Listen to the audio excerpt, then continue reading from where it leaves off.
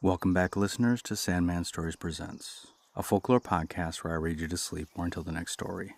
I'm your host, Dustin. If you want more Sandman, I have extra stories that are too spicy for the main feed, available on my Patreon. You can join at the free tier and get everything. Today we are back for the last time in the book of the Azorian folklore written down by Elsie Spicer Eells. In the first story, we find out the devil can't give you everything. In the second, we learn about how the church can keep you dry. In the third story, we get some terrible advice straight out of my grandmother's generation. And in the final story of this book, we learn why it's important not to leave death unread. Okay, let's begin. The Friend of the Devil. A story of the islands in the Bay of Angra. Once upon a time, there was a handsome Flemish youth who came to the island of Fayal. His name was Fernão de Hutra. He fell in love with a beautiful nun in the convent of Gloria in the city of Horta. One day, the devil appeared to him. "Since you fell in love with this fair nun, I see you are a friend of mine," said the devil. The young man had not known this, but he replied, "Say rather that I will be your friend if you help me get possession of this nun I love." "Very well," said the devil, "but you will have to make a bargain with me." "What is it?" asked Fernão rather anxiously. "Give me your solemn pledge that you will give me all of your children," responded the devil. "Agreed," said Fernão. After that, he saw the devil often. The nun, however, was as devout as she was beautiful. She refused to break the vows she had made and run away with the Flemish youth. She firmly resisted both him and the devil. "You are not a true friend to me after all," said Fernão to the devil sadly. "But you are my friend," said the devil in reply. Soon after, Fernão de Hutra left the city of Horta and the island of Fayal, and went to join his kinsmen who had settled in Angra, in the island of Terceira. Here his handsome face won many friends for him among the youth of the city. To some of these he confided the story of the relations with the devil.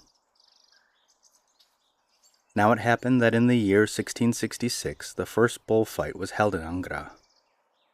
To this very day, the island of Terceira is the only one in the Azores which has bullfights. Fernão took part in this. He was one of the chief organizers of the bullfight held on St. John's Day of the following year. That day, all the men and women and children of the city of Angra assembled in the public square before the fort. The bullfighters, richly clad, rode forth upon prancing steeds, decked in costly velvets with streamers and ribbons of gold and silver, which sparkled in the bright sunlight. The youths were resplendent in their garments of crimson velvet, richly embroidered. Fernão de Hutra was radiant in his jacket of blue, decked with pearls, with a plumed hat upon his handsome head. He carried a yellow banner embroidered with the arms of his family. Gay music sounded. The bulls were brought into the ring, the bullfighters saluted, and the fight began. In the windows of the castle, the daughters of the chief magistrate of the city of Angra were seated among their friends. Their eldest daughter, Sophia, was the most beautiful maid of the whole city. The magistrate watched her anxiously, as her fair cheek alternately paled and flushed as the struggle went on. There could be no doubt about the fact that there was love in her eyes as they rested upon the handsome young Flemish cavalier, Fernão de Hutra. She was wearing his colors, and in her hand she carefully held his bouquet of flowers. The ribbon which tied them secured also a piece of paper, upon which were written these words: "O beautiful maid of my heart's desire, for your dear sake I'd go through fire." The magistrate withdrew from the gay scene into the silence of the great hall of the castle. He bowed his head upon his hands. "This youth is a friend of the devil," he groaned. "I cannot consent to my daughter's marriage to him." He has promised to give all his children to the devil, they say. I cannot allow my own grandchildren to be given to the devil." That very day, he began a plot how to get rid of the handsome young Fernau. Now in the bay before the city of Angra, there are 2 rocky islands, called today, just as they were back then, the Ilhos de Cabras, the Islands of Goats. The brother-in-law of the magistrate was the owner of these barren islands. There were few goats there, a few mulberry bushes, and a tiny spring of fresh water. The magistrate called his brother-in-law to him as soon as the bullfight was over. He told him all his fears and asked him if he might use the islands as a place of banishment for the young Flemish cavalier who was the friend of the devil. "You are quite welcome to use these islands for such a worthy purpose," replied his brother-in-law. "Indeed, I have often thought that the deep cave on the island led to an inferno. It is the most fitting spot for the habitation of the devil's friend." Thus it happened that the handsome young Flemish cavalier was seized and borne away to the barren rocky islands in the Bay of Angra. When he was received there, a great earthquake shook the whole island of Terceira. When at last the people of the city of Angra were through contemplating all the destruction which had been wrought, somebody looked in the direction of the island of the goats. They saw that a great piece had broken away from one of the islands. Thus it was that the devil received his friend. The end.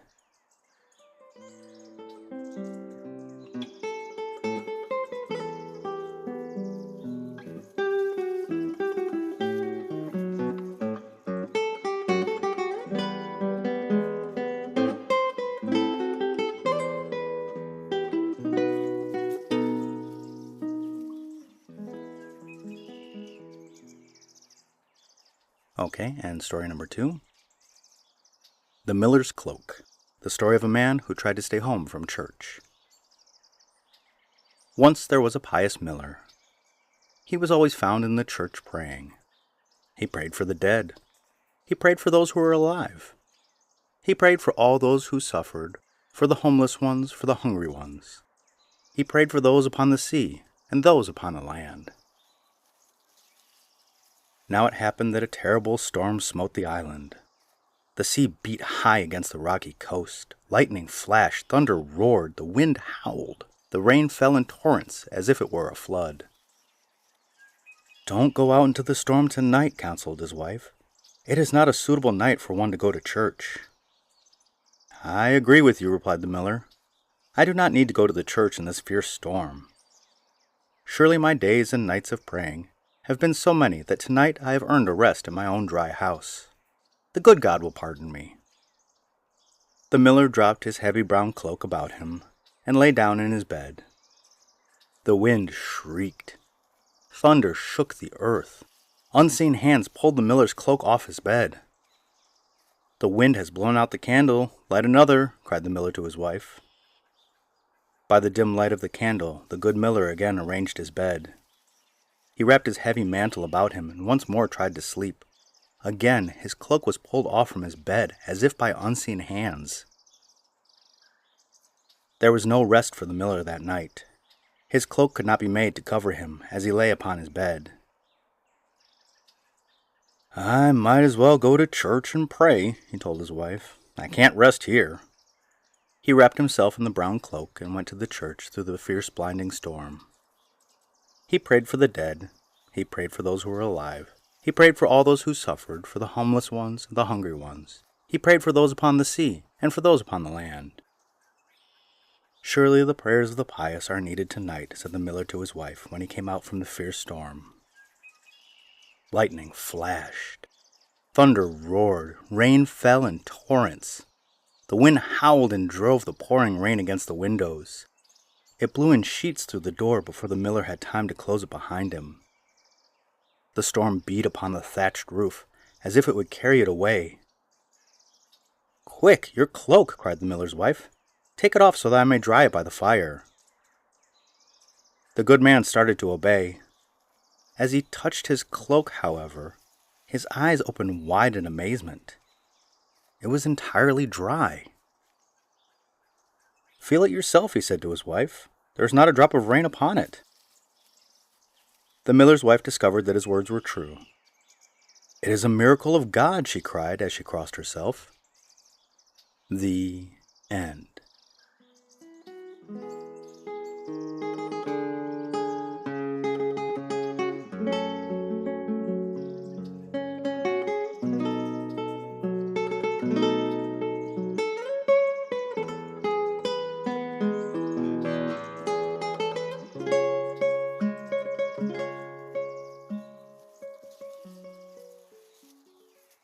Okay, and story number 3, The Magic Mouthful.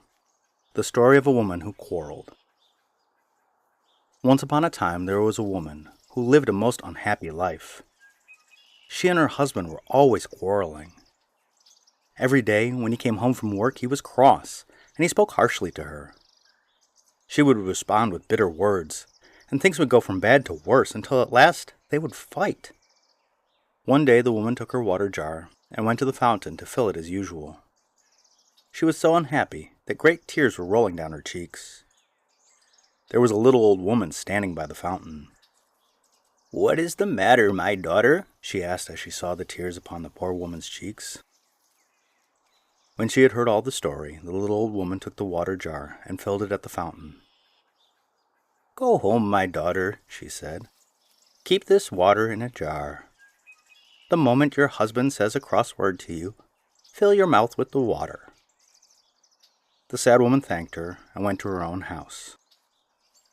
The next day, when her husband came home, he began to scold her as usual.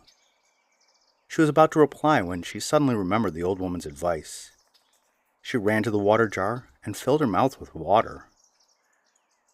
To her great amazement, her husband soon stopped scolding. That night, for the first time in many weeks, they went to sleep without a fight. Things kept on going well for several days. Just as soon as her husband came home cross and said unpleasant things, she would fill her mouth with water from the jar. Then he would get over being cross. Now there were smiles instead of tears on the woman's face. At last, however, the water jar grew empty. Once more the woman went up to the fountain, hoping she would again find the little old woman who had given her the magic water. She found her waiting at the fountain. "How did my prescription succeed, dear daughter?" she asked as soon as she saw her. "How can I ever thank you for all you have done for me?" cried the woman. "Now I am happy once more. My husband no longer fights me. I did not dream of my life could ever be so full of joy. Give me, I pray, some more of that magic water." The little old woman smiled gently. "Dear daughter," she said, "the water which I put in your jar is nothing but water from this fountain. It is the very same which you always carry home. This is the secret. When your mouth is full of water, you cannot reply when your husband says cross words to you. If you do not keep up the quarrel, it soon ends. That is why your life is happy now instead of sad. Go home, and whenever your husband says an unkind word, pretend that your mouth is full of water and do not reply. Go in peace, my child." The woman always remembered this good advice and never again quarreled with her husband.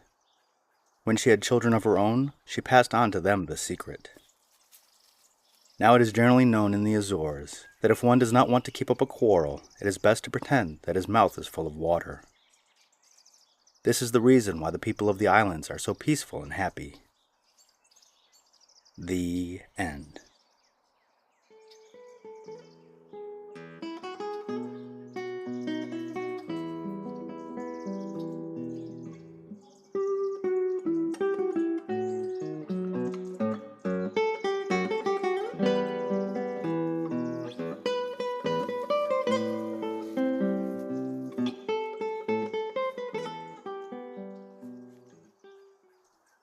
Okay, and the final story, The Messengers.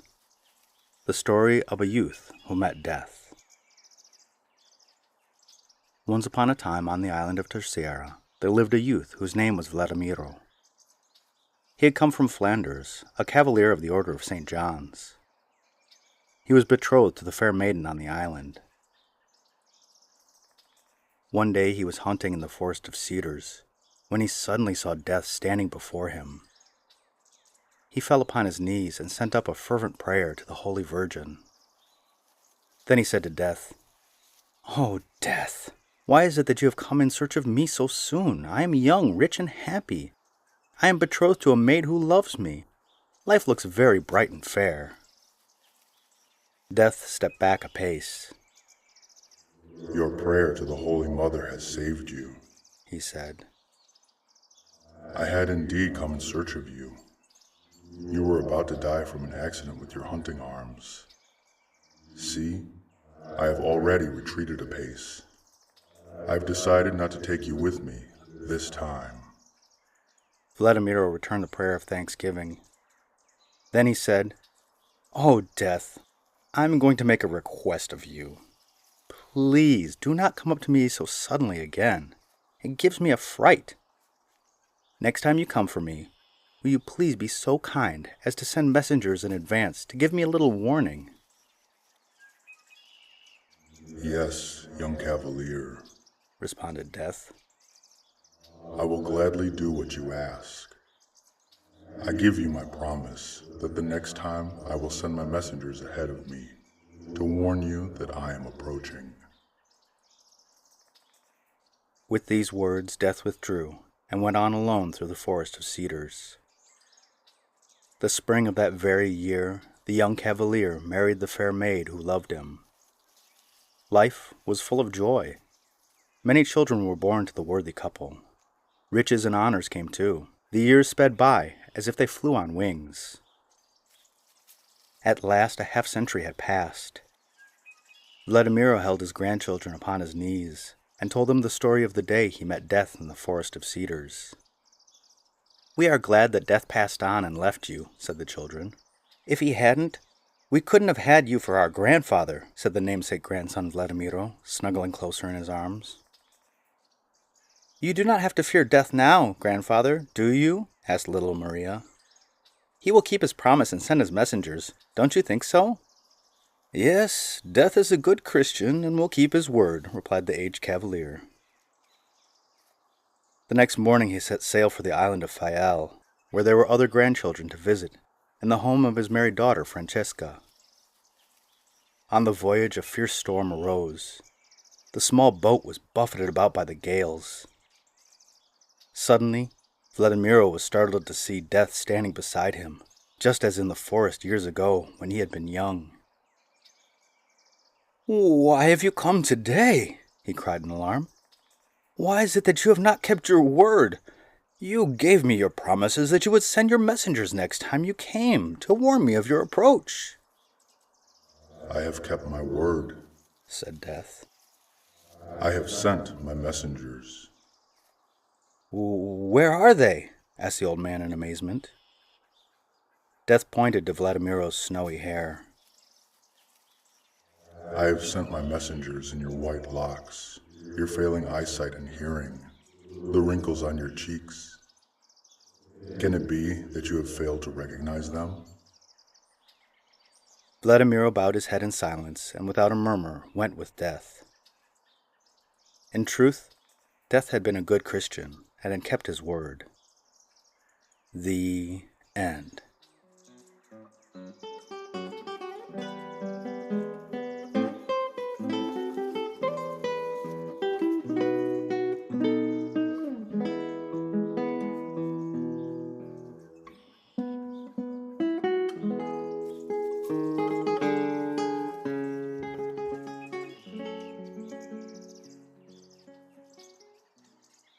Oh, I really like that first one. The dude tried to get the devil on his side, but everyone else was like, no thank you, devil friend.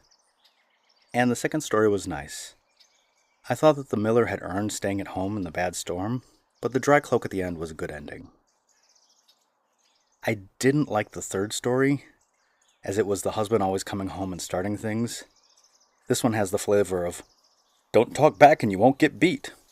Ew, just ew. And the final story was a good look at death. As my own parents get older, I can see little parts of them aging, and it breaks my heart. Please love on your family and friends, as we don't always know when death will come. And that is the end of this book. I will look for a new book to fill this space. Please write a comment below if you have a country's folklore that you want me to cover. And the podcast shoutout is to Talk to Me in Korean podcast.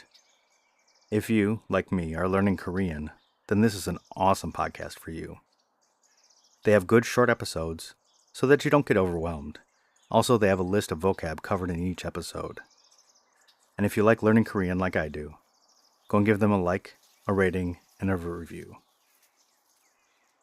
And the listener shoutout is to Sanaa, Yemen. First mentioned in the 5th century, the city's name comes from the Sabaean language, meaning something like fortified. The country's capital moved to Aden during the Civil War, but Sanaa is still considered the de jure capital, with over 3 million people there. I had the pleasure of eating some really good Yemeni food in Jeju in Korea, where there are some Yemeni refugees from the Civil War, and I hope to visit there someday when the fighting goes down. My friend's younger brother, Devin, got to visit there, and it looks beautiful. And so I say to my listener in Sanaa, Alef shukran wa tisbala khair. Thank you, and good night.